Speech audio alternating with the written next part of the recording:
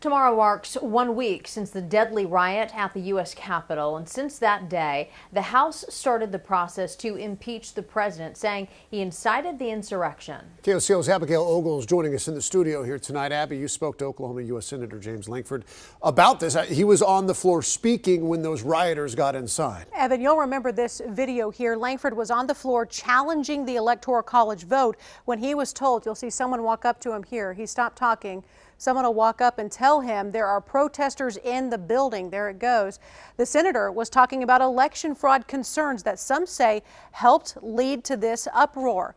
There have been calls for Lankford to resign over this. Here's what he had to say about that and this new impeachment effort. We have millions of people across the country that have questions. We should get those questions answered. And that's typically how we would do things in the country, is by debate. There are now calls for your removal. Do you feel any sense of responsibility for what took place 6 days ago? No, I don't actually. I understand some people are trying to lump me in with everyone else and to say you're trying to overturn an election. Lankford insists that's not what he was trying to do. He says he was just voicing concerns shared by many of his constituents. Is there a belief that somehow there were enough problems to overturn the election? I don't believe that there was, but you can't say there were no problems. After the deadly riots that we saw, you decided not to pursue it any further. You changed your mind on that. Knowing what you know now and knowing what we saw, do you have any regrets? For individuals that would say the reason there was a riot was because you're debating at the United States Capitol is absolutely absurd. Then who is to blame? House Democrats, now moving forward with impeachment, say President Trump incited the insurrection. Ultimate responsibility doesn't land on the president. It lands on every single person. Folks that are smashing through the doors, coming into the Capitol, yelling, where are they, or hang Pence. Those are people intent on violence. They should all be prosecuted. Do you think that the president incited this riot?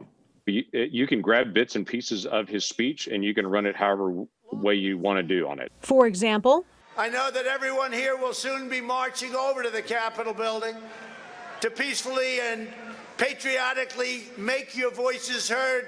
Compared to, we fight like hell, and if you don't fight like hell, you're not going to have a country anymore. You continue to be able to whip out a crowd with false narratives. That's not healthy. That's not wise. But Lankford says impeachment is still not the answer. A removal from office in the last week that the president is actually there is more of a political statement than it is anything else. But he adds there should be discussion about the president's words. We should talk about this. We should talk about the foolish things the president say, just like we should also talk about some of the election issues that are real. Lankford says there is a legal standard you have to achieve to prove that someone actually incited a riot. He says that is not what the House is doing right now with impeachment.